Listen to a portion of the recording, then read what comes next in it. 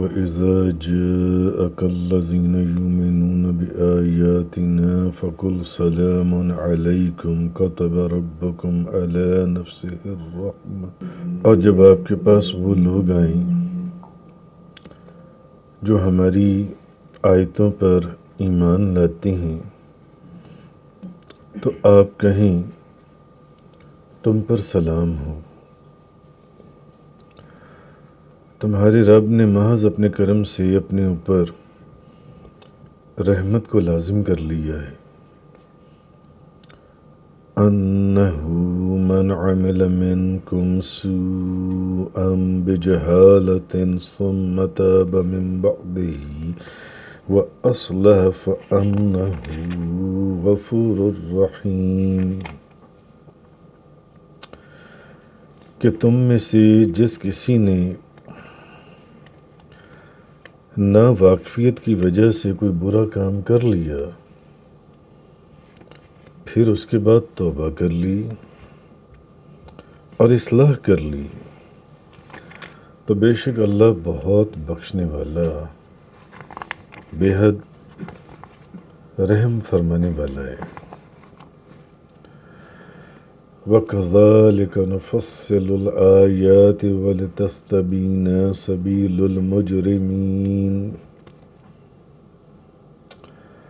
ہم یوں ہی تفصیل سے آیتوں کو بیان کرتی ہیں تاکہ مجرموں کا راستہ واضح ہو جائے، اور تاکہ مجرموں کا راستہ واضح ہو جائے۔ اب اس میں اللہ تبارک و تعالیٰ نے فرمایا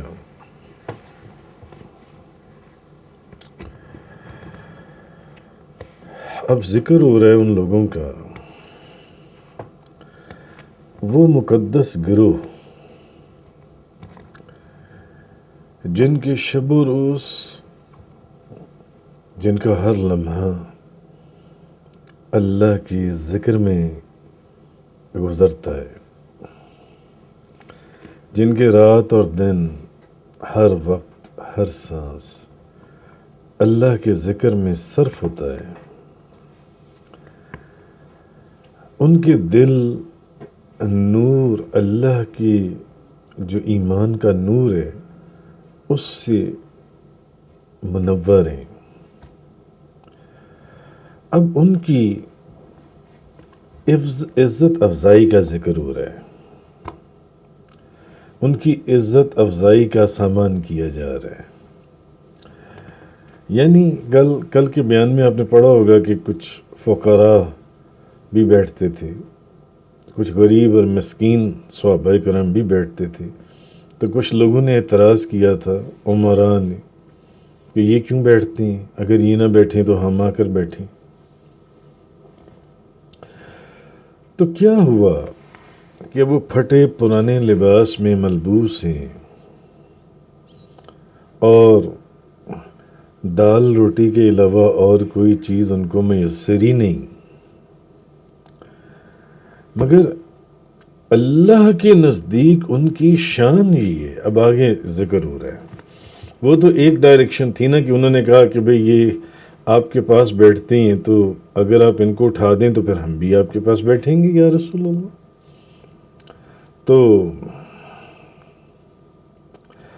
اب بھلے وہ دال روٹی کے اوپر گزارا کرتی ہیں، پرانے لباس پہنتی ہیں، مگر اللہ کے نزدیک ان کی شان یہ ہے کہ اے محبوب، اب تاجدار دو جہاں، شاہ سوار لامکان، مالک زمین و آسمان، روح کن فکان، اللہ تعالیٰ اپنے محبوب کو فرما رہا ہے کہ محبوب اللہ کے نزدیک ان کی شان یہ ہے کہ جب وہ آپ کی خدمت میں حاضر ہوں تو آپ پہلے انہیں سلام فرمائیں،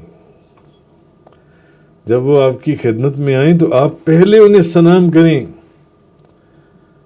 اور آپ انہیں دعا دیجیے، آپ انہیں دعا دیں کہ تمہارا دین، تمہاری دنیا اور تمہارا اٹھنا بیٹھنا یعنی دین و دنیا ہر قسم کی مصیبتوں تکلیفوں سے محفوظ رہے گا. آپ انہیں دعا دیں.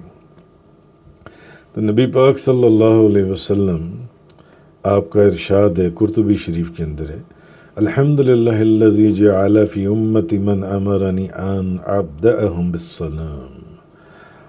اللہ کا شکر ہے کہ اس نے میری امت میں ایسے لوگ بھی پیدا فرمائے. اللہ کا شکر ہے کہ اس نے میری امت کے اندر ایسے لوگ بھی پیدا فرمائے جنہیں پہلے سلام کرنے کا مجھے حکم فرمایا گیا ہے کہ محبوب جب وہ لوگ آپ کی خدمت میں آ جائیں تو آپ ان کو سلام کہیں. وہ خوش نصیب ہیں جن کے لیے اللہ نے اپنی رحمت کا دامن پھیلا دیا. تو یہ وہ لوگ ہیں اگر ان میں سے کوئی غلطی کوئی بھولے سے کوئی غلطی کر بیٹھتا ہے اور پھر اس کو ندامت ہوتی ہے اور پھر وہ توبہ کرتا ہے اور اپنے کردار کو درست کرتا ہے تو اللہ تعالیٰ اس کے گناہ بخش دیتا ہے اور اس پر رحمت فرماتا ہے. اللہ تعالیٰ اس کو بخش دیتا ہے اور اس پر رحمت فرماتا ہے. تو اصل میں ایک حدیث میں آپ کے سامنے عرض کرتا ہوں. امام مسلم شریف کی حدیث ہے کہ عائض بن عمر بیان کرتے ہیں کہ حضرت سلمان، حضرت صہیب اور حضرت بلال کے پاس چند لوگوں میں حضرت ابو سفیان آئے. اب ابو سفیان جب آئے چند لوگوں کے ساتھ، بہت بڑے سردار تھے اپنے وقت کے، تو حضرت سلمان، حضرت صہیب، حضرت بلال بیٹھے ہوئے تھے. تو انہوں نے جب آئے حضرت ابو سفیان تو ان لوگوں نے کہا اللہ کی تلواریں اللہ کے دشمنوں کی گردنوں میں اپنی جگہ پر نہیں پہنچیں. اللہ کی تلواریں اللہ کے دشمنوں کی گردنوں میں اپنی جگہ پر نہیں پہنچیں. تو حضرت ابو بکر صدیق نے فرمایا، حضرت ابو بکر صدیق فرمانے لگے تم لوگ قریش کے شیخ اور سردار کے متعلق ایسی باتیں کر رہے ہو. پھر حضرت ابو بکر صدیق نبی کریم صلی اللہ علیہ وسلم سے جب ملاقات ہوئی تو ان سے یہ سارا ماجرا سنایا.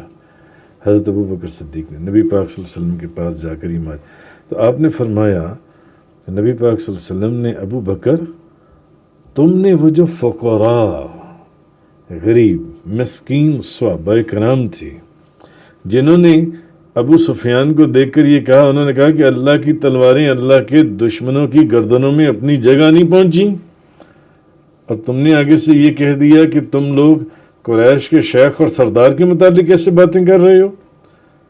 تو حضور فرمانے لگے ابو بکر تم نے ان فقراء صحابہ کو ناراض کر دیا. اگر تم نے ان کو ناراض کیا تو تم نے اپنے رب کو ناراض کیا. اب جب یہ بات حضرت ابو بکر نے سنی تو حضرت ابو بکر ان کے پاس گئے اور کہا ہے میرے بھائیوں میں نے تم کو ناراض کر دیا، میں نے تمہیں ناراض کر دیا. انہوں نے کہا نہیں اے میرے بھائی ابو بکر، یعنی اللہ آپ کی مغفرت فرمائے. تو اس سے معلوم ہوا کہ نیک مسلمانوں کا بھی احترام کرنا چاہیے. نیک مسلمانوں کا کیوں؟ کیونکہ جس بات سے انہیں غصہ آئے یا جس بات سے ان کو کوئی تکلیف ہو اس سے اجتناب کرنا چاہیے. تو یہ تو نیک لوگ، تو پھر اولیاء اللہ کا مرتبہ اور مقام کیا ہے. کیونکہ جو شخص کسی اللہ کے ولی کو ناراض کرتا ہے وہ اللہ کے عذاب اور اللہ کے غضب کا مستحق ہوتا ہے.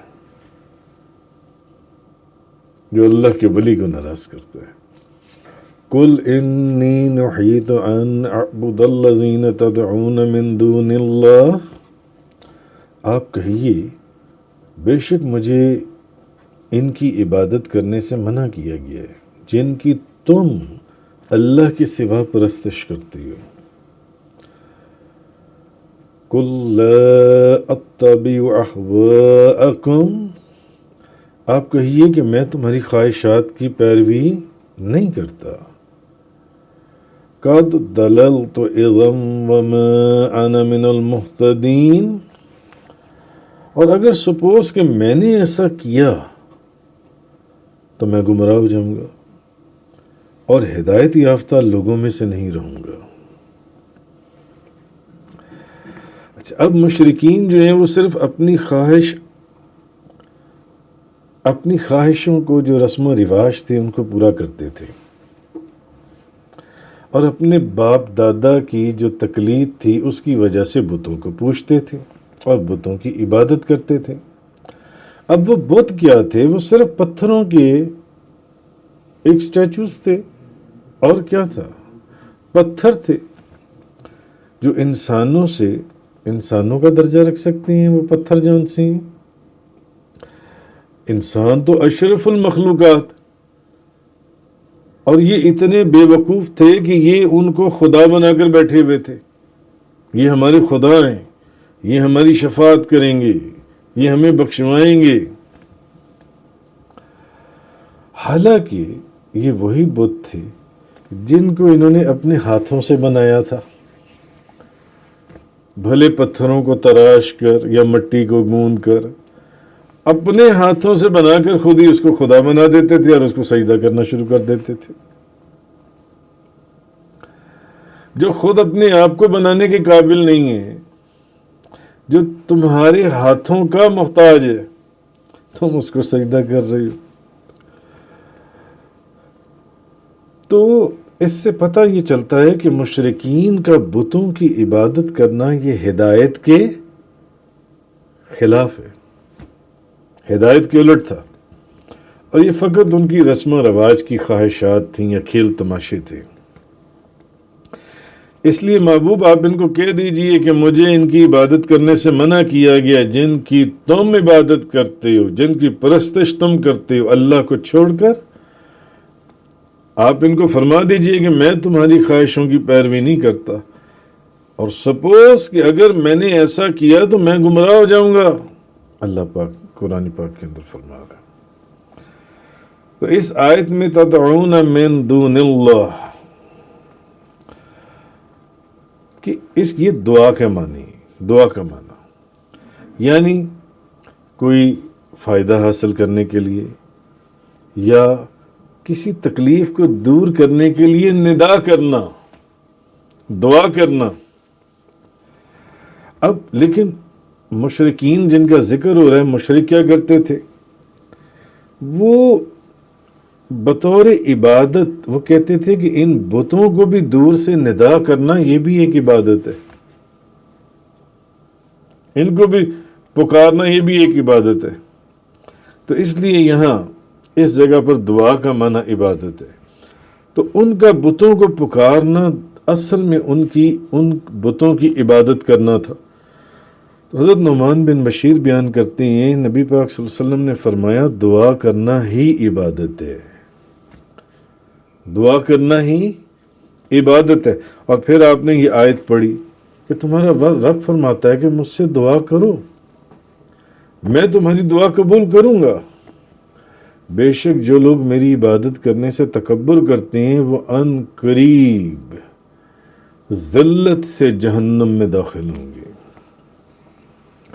تو بعض مسلمان آپ نے دیکھا ہوگا اہل محبت وہ یا علی کا بھی یا علی آپ کو ندا کرتے ہیں، یا غوث اعظم یا غوث اعظم المدد، یا بعض نعتوں کے اندر بعض اشعار کے اندر آپ کو یا رسول اللہ یا غوث اعظم کے الفاظ ملتے ہیں جو کہ محبت میں کہے جاتے ہیں۔ یہ الفاظ کہنا بھی شرک نہیں ہے۔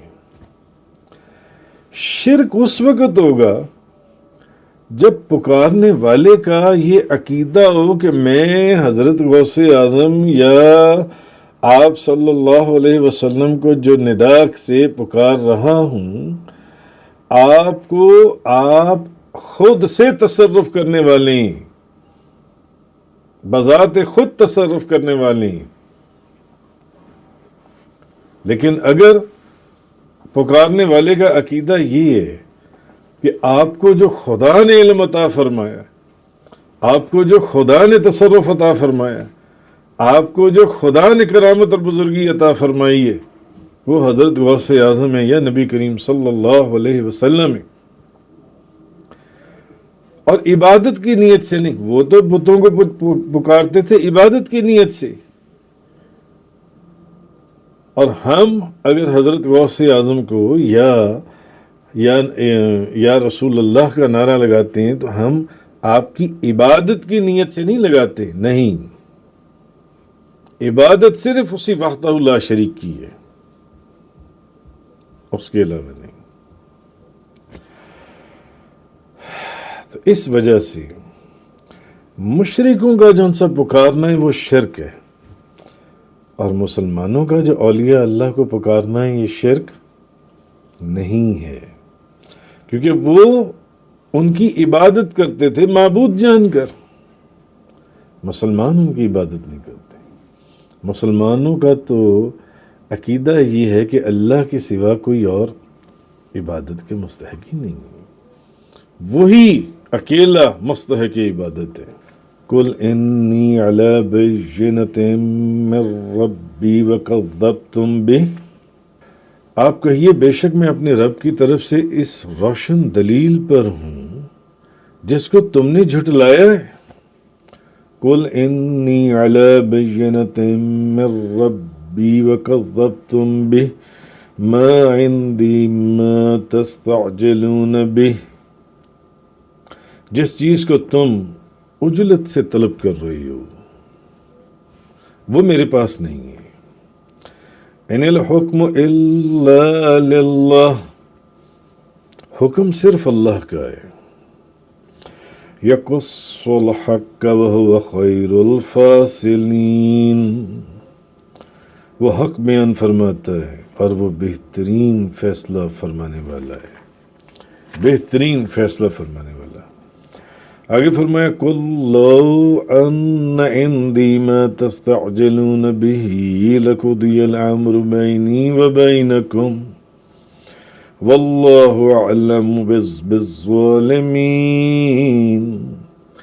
آپ کہیں اگر میرے پاس وہ چیز ہوتی جس کو تم بعجلت طلب کر رہی ہو تو میرے اور تمہارے درمیان کبھی کا فیصلہ ہو چکا ہوتا، اور اللہ ظالموں کو خوب جانتا ہے، اللہ ظالموں کو خوب جانتا ہے۔ امام راضی فرماتے ہیں کہ حضور نبی کریم صلی اللہ علیہ وسلم ان کو ڈرایا کرتے کہ اگر تم نے شرک کو نہ چھوڑا تو اللہ کا عذاب آ جائے گا، اور جب اللہ کا عذاب آ گیا تو وہ تمہیں نیست و نابود کر دے گا۔ تو وہ آگے سے مذاق اڑاتے تھے، وہ کہتے تھے کہ ہم آپ کا دین قبول نہیں کرتے، بے ادب گستاخ تھے، کہتے تھے ہم آپ کا دین قبول نہیں کرتے، اتار کر دکھائیں ہمارے اوپر عذاب، اللہ کا عذاب آ جائے گا۔ حضور ان کو ڈراتے تھے کہ شرک کو چھوڑ دو، عذاب کیوں نہیں آ رہا، جلدی کیجئے، عذاب کو جلدی نازل کیجئے، کیوں دیر لگا رہے ہیں؟ بلکہ ان میں سے بعض گستاخ تو ایسے تھے جو دعا مانگا کرتے تھے، کہتے تھے کہ اے خدا اگر یہ دین سچا ہے تو ہم پر آسمان سے پتھروں کی بارش کر دے۔ تو اللہ تعالیٰ ان کے اس مذاق اڑانے کے رد میں اپنے محبوب کو یہ جواب دینے کی ہدایت فرما رہے ہیں کہ محبوب ذرا ان کو یہ کہیں کہ اے کافرو، جس عذاب کے لیے تم جلد بازی کر رہے ہو وہ یقیناً اللہ کے دست قدرت میں ہے، جس عذاب کو تم مانگ رہے ہو۔ جب چاہے گا اتارے گا، اور اس وقت اس کے غضب سے تمہیں کوئی نہ بچا سکے گا۔ تو اس لیے کہ ہر چیز اللہ کے قبضہ قدرت میں ہے، اور ہر کام کے لیے اس نے اپنے علم ازلی میں ایک وقت مقرر کر چھوڑا ہے۔ تو جو وقت تم پر عذاب نازل کرنے کا اس نے متعین کر دیا ہے، اس وقت سے آگے یا پیچھے نہیں ہو سکتا، نہیں کر سکتا۔ تو اس لیے اس بے ادبی اور اس گستاخی سے باز آ جاؤ، یہ کیا باتیں کر رہے ہو۔ تو اس لیے نبی کریم صلی اللہ علیہ وسلم نے فرمایا، اللہ پاک نے فرمایا قُلْ لَوْ أَنَّ عِنْدِي مَا تَسْتَعْجِلُونَ بِهِ لَقُضِيَ الْأَمْرُ بَيْنِي وَبَيْنَكُمْ، آپ کہیے اگر میرے پاس وہ چیز ہوتی جس کو تم باوجلد طلب کر رہے ہو۔ عذاب کا نازل کرنا خدا کا کام ہے، تو میرے اور تمہارے درمیان تو کب کا فیصلہ ہو چکا ہوتا۔ لَقُضِيَ الْأَمْرُ بَيْنِي وَبَيْنَكُمْ وَاللَّهُ أَعْلَمُ بِالظَّالِمِينَ، اللہ ظالموں کو خوب جانتا ہے۔ صدق اللہ تعالی وبلغ رسول اللہ صلی اللہ علیہ وسلم۔ تفسیر قرآن کا یہ لیکچر انگلش میں سننے کے لیے براہ کرم ڈسکرپشن میں موجود لنک پر کلک کریں۔